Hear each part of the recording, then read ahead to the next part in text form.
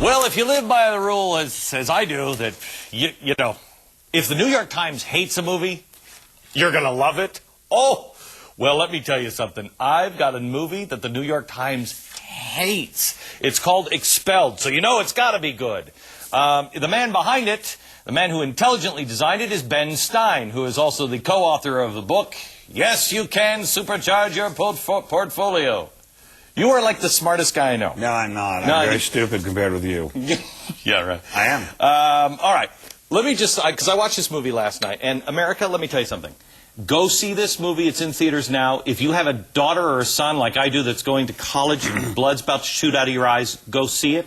The New York Times says, if I may quote, well, I'd rather you didn't, but it'll probably make me sick on the air, but go ahead. This is one of the sleaziest documentaries to arrive in a very long time. Expelled, no intelligence allowed. Conspiracy theory rant masquerading as investigative inquiry. Expelled is an unprincipled propaganda piece that insults believers and non-believers alike.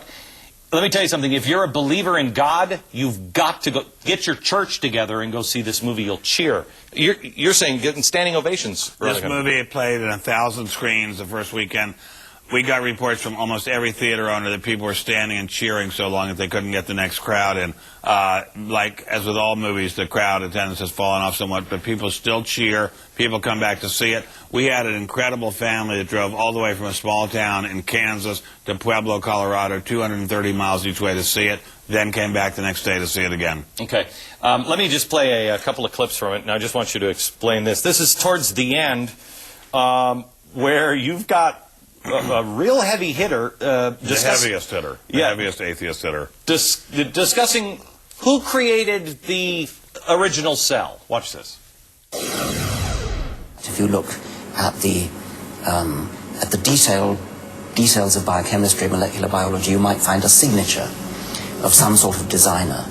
Wait a second. Richard Dawkins thought intelligent design might be a legitimate pursuit? And that designer could well be a higher intelligence from elsewhere in the universe.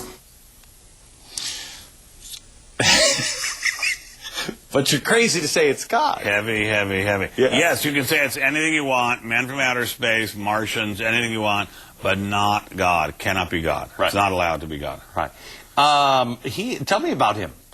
A very smart guy. I'm not a judge of male beauty as much as I am a female beauty, but a very good-looking guy. You good with the ladies, Ben?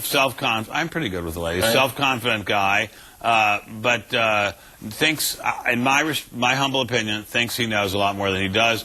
Darwinism cannot explain gravity. It cannot explain thermodynamics. Most of all, it cannot explain how life began. And that's what we're trying to get into in the movie.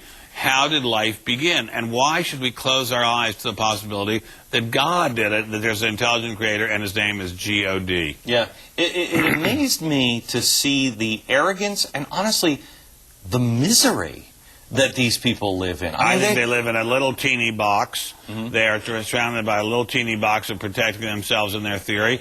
They cannot look outside that box for the giant spacelessness of time and the giant spacelessness of God. Right. And that makes me feel bad for them. They're famous within their circles, but they don't have God in their lives, and that makes me sad for them. Yeah. They are so close-minded, yes. And really, I got the feeling from the movie that it's really not about science. No, it's about them. It's anti-God. They cannot allow God to be a part of anything. Right, because if there is a God, then they might be judged. If there's a God who holds you accountable for your actions, you're in a lot of trouble. Now, I'm going to be the first to agree. I'm in a lot of trouble too. But there's a lot. But they cannot admit that there's a possibility of sin or a possibility of morality. And they can't agree on this basic thing. If man is just a speck of dust struck by lightning and then turned into a human being, then he has no moral responsibility. If we're all children of God, we have some moral responsibility because we all have some little piece of God in us. Yeah. That scares them to death. Okay, listen, America, I'm telling you, first of all, go see the movie. It is called Exposed. You will find Expelled. Expelled. It's in theaters right now. And